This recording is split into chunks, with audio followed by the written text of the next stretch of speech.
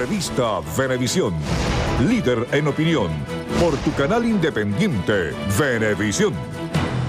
Hoy está con nosotros Ricardo Menéndez, ministro del Poder Popular para las Industrias. Como siempre, bienvenido. Bien, buenas tardes, ¿cómo están? Bueno, bien, interesado en conversar de distintos puntos de interés, pero creo que hay algo que tiene una importancia transversal, básica en el análisis de lo que tiene que ver con sus competencias, y es la lucha contra la corrupción. ¿En qué orden habría que enfocar este asunto? Mira, la lucha contra la corrupción que estamos viviendo en este momento en la sociedad venezolana, tenemos que asumirla como un tema emblemático, como un tema, como tú decías, transversal, desde el punto de vista de la organización, de todo el aparato productivo, del tema de los códigos de valor, de una vez por todas definir unos códigos de ética y de moral para la sociedad. El presidente Nicolás Maduro ha planteado esto como eje central desde el punto de vista de la organización de todo lo que es el plan de gobierno, de la organización de la actividad política. Decía la fiscal general de la República el día de ayer que son más de 50 personas que van detenidas hasta el momento, es decir, en un semestre prácticamente, podríamos decirlo más, en un trimestre, prácticamente 50 personas detenidas. Evidentemente, eso pone al traste a aquellos que han pretendido decir que simplemente la lucha contra la corrupción es un show mediático, es una cuestión sin trascendencia, sin importancia. Yo quisiera detenerme por un instante sobre este punto. En el pasado se vio el tema de la lucha contra la corrupción simplemente como un pase de facturas que se tenían unos contra otros y sacar del camino político a algunas personas. Eso de alguna manera llevó a que buena parte de la sociedad se asqueara de la política y no participara en la política. Nosotros, contrario desde el punto de vista de la construcción de una sociedad realmente democrática, creemos que toda la sociedad debe participar en la política y que es precisamente la reivindicación de los valores morales, la ética, lo que nos lleva a asomarnos y asumir con pasión, con valor, lo que significa tener patria, lo que significa tener una nación, lo que significa construir esa nación. Entonces, el tema de la lucha contra la corrupción es un tema emblemático, no solamente desde el punto de vista de la nueva carga de valores, sino que adicionalmente para generar lo que son las bases económicas y morales de construcción de un nuevo modelo. Permítame poner una referencia desde el punto de vista concreto de un ejemplo de esto. El presidente Nicolás Maduro, por ejemplo, en el caso de las empresas básicas de Guayana, dijo una lucha frontal. Agarremos y busquemos precisamente todos los temas que están ahí planteados, porque bueno, tenemos una cuestión muy concreta. El país requiere cada vez mayores insumos desde el punto de vista de minerales, de materiales para la construcción, para el desarrollo de los puentes, para el desarrollo de los metros, para el desarrollo de la misión vivienda, y necesita optimizar la producción de sus empresas básicas.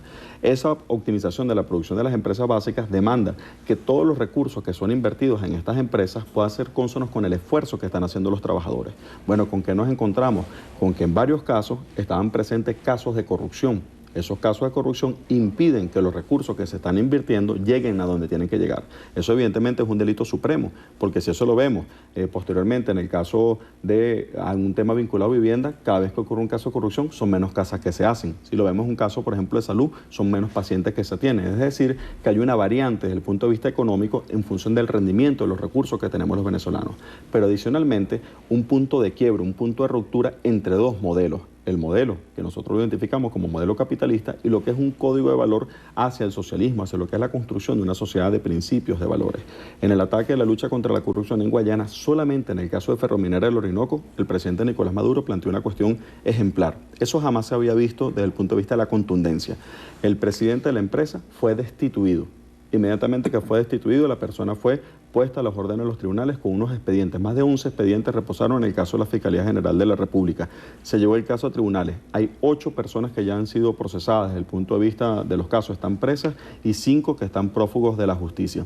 Llama la atención que algunos de los que están prófugos de la justicia casualmente se hayan ido a Miami. Es un tema que tiene que llamar a la reflexión, de donde algunos tratan de precisamente esconderse o refugiarse en lugar de atender lo que son las demandas que tiene desde el punto de vista de la justicia.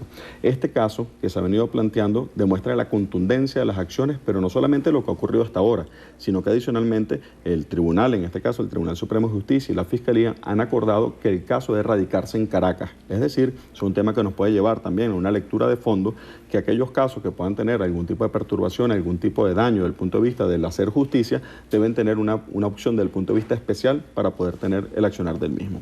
A este tema que tiene que ver con la acción desde el punto de vista contundente, en lo legal, en lo judicial, una visión integral desde el punto de vista de Estado y demostrar que no hay intocables de ninguna manera, en ningún caso hay intocables para el presidente Nicolás Maduro, adicionalmente cuenta con otro tema, que es una instrucción que nos dio el presidente, y es la siguiente: no basta solamente con tocar y ir al fondo con las personas que sean corruptas, sino que adicionalmente a eso hay que modificar el sistema, las relaciones del sistema que permiten que se sea permisivo o que de alguna manera ocurran estos casos. Ahí en este caso el presidente nos instruyó a crear una comisión de comercialización centralizada. Es un tema sumamente importante para la soberanía del país, mira, para quien nos escuche, sea chavista, no sea chavista. Es decir, que los recursos que están en las empresas de Guayana sean recursos para Ministro, todos los disculpe la venezolanos. interrupción. ¿Esto es parte de lo que se va a informar media hora después que usted salga de esta entrevista? Sí, es prensa. un tema central que se viene asumiendo. Nosotros podríamos adelantar desde ya que hemos tenido la instrucción desde el punto de vista del presidente Nicolás Maduro de la constitución de una comisión, le hemos anunciado, va a salir publicada como una normativa desde el punto de vista de una comisión ministerial, es una reglamentación que sale especial de una comisión que se llama Comisión de Comercialización Soberana de las Empresas Básicas de Guayana. ¿Qué cosas hemos encontrado? Y es importante que nuestro país, toda la población lo sepa. Por ejemplo, ¿por qué razón si un producto determinado tiene un costo, tiene un valor X a nivel internacional, algunos agarran y le ponen un valor por debajo? ¿A quién le están produciendo daño con eso? A poner un caso concreto. Nosotros el lunes pasado, ya como consecuencia de la acción de la Comisión Central que se está hablando, teníamos, por ejemplo, que lo que eran las briquetas, se estaban vendiendo. La briqueta es una especie de rectángulo, por llamarlo de alguna manera, que lo que es el empaquetado del mineral de hierro. Eso es toda una arquitectura del sistema económico que se hizo, porque el mineral de hierro, llevárselo como un polvo, es muy difícil. Se hizo toda una arquitectura para sacar nuestras riquezas como país. Esa sacar las riquezas llevaba a que se hacía una especie de arepa con lo que era ese mineral, se compactaba y así era más fácil a efectuar el proceso de transporte, el proceso para de transformarlo después. Para después llevar y transformarlos Fundirlo. en otras partes del mundo. De hecho, buena parte de nuestras estructuras es precisamente vinculada hacia la exportación. Bueno, estas briquetas se vendían a $268 la tonelada.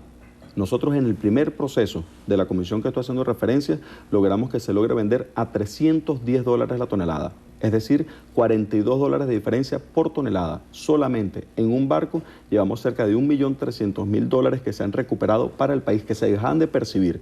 Al año, eso pueden ser cerca de $100 millones que se estaban dejando de percibir. Ahora, este ejemplo que usted pone es un asunto de eficiencia administrativa o también llevado de por medio el tema de la corrupción. Bueno, tiene de por medio la investigación profunda sobre el caso de corrupción, sobre el caso de los privilegios que se pueden otorgar y la pregunta que nos tiene que quedar a todos de si esos diferenciales, quién se quedaba con esos diferenciales o si será permisivo de alguna manera sobre esos temas o no. La comisión plantea cosas muy sencillas, por ejemplo, la comisión, para que todos los venezolanos lo veamos como la conducta ética que nos ha instruido el presidente Nicolás Maduro, y es una visión del punto de vista del legado del comandante Chávez. Mira, yo voy a vender esto, lo oferto públicamente, a todo el mundo, absolutamente a todo el mundo, y es una oferta pública y transparente.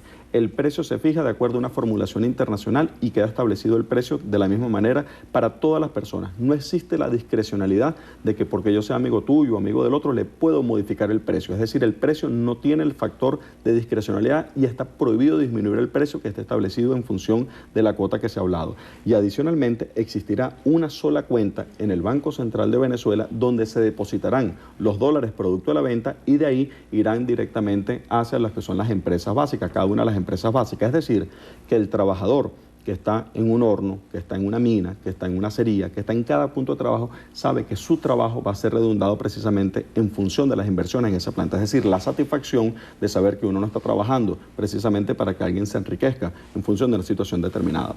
Lo que estamos planteando ahí, y me permites decirlo, es para nosotros una lucha conceptual entre dos modelos. Una lucha entre un modelo podrido desde el punto de vista de los principios, desde el punto de vista de los conceptos, y los que enarbolamos y queremos que sea construir otro modelo de principios, otro modelo de valores, otro modelo de ética.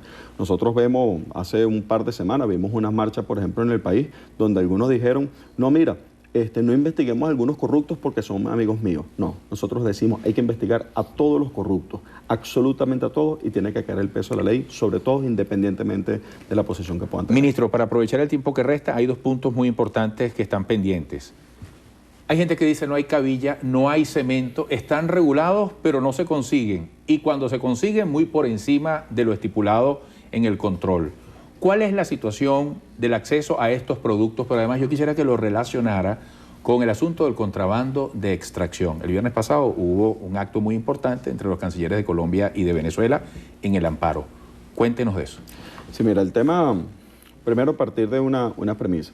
Las empresas cementeras y de las empresas productoras de hierro, de cabilla, fundamentalmente 3 son las empresas productoras de cabilla, una privada que tiene cerca del 12% del valor y luego están las 2 del Estado que tienen los mayores pesos. Una de ellas ya con cifras realmente positivas desde el punto de vista de la producción, otra que le estamos haciendo las inversiones para que recupere.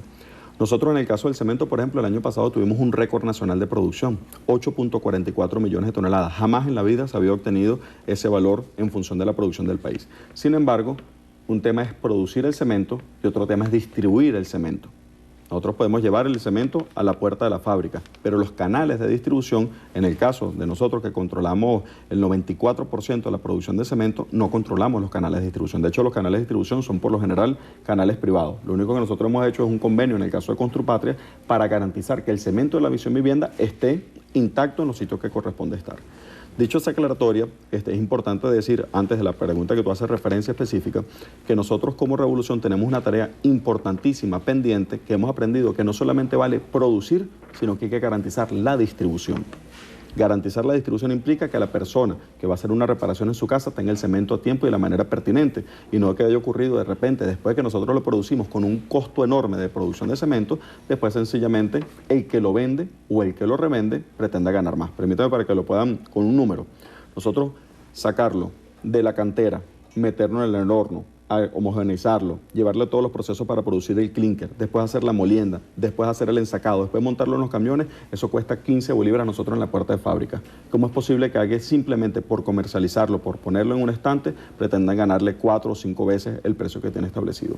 Dicho eso, que es una característica desde el punto de vista del desafío que tenemos, está en el plan de la patria, que es tener un sistema de distribución mucho más eficiente, contando a los privados, pero mucho más eficiente y que impida la especulación. Hay un tema que hemos visto que nos tiene altamente preocupados, se lo planteamos al gobierno de Colombia y el gobierno de Colombia también está altamente preocupado.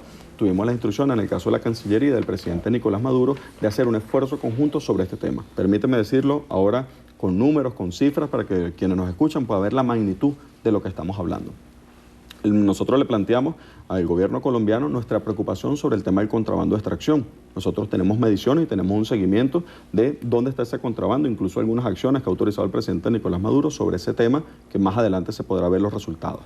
¿Qué veíamos nosotros? Le dijimos, tenemos un contrabando de extracción sumamente grande que está ocurriendo en dirección hacia Colombia. Sorpresa para nosotros cuando el ministro de Industria y Comercio de Colombia nos delata, nos refiere desde el punto de vista de la relación que tiene en Colombia, que ellos también han tenido un impacto negativo. El impacto negativo es este. Tienen un crecimiento del consumo de cemento, una subida de los precios del cemento, pero un decrecimiento de la producción. Evidentemente, si tú tienes crecimiento del consumo, crecimiento de los precios y tienes decrecimiento de la producción, evidentemente en esa ecuación falta de dónde viene el cemento. Hay una parte importante que está diciendo de dónde está el cemento. Nosotros con el gobierno colombiano estamos dándole los volúmenes que tiene eso para efectuar una acción conjunta.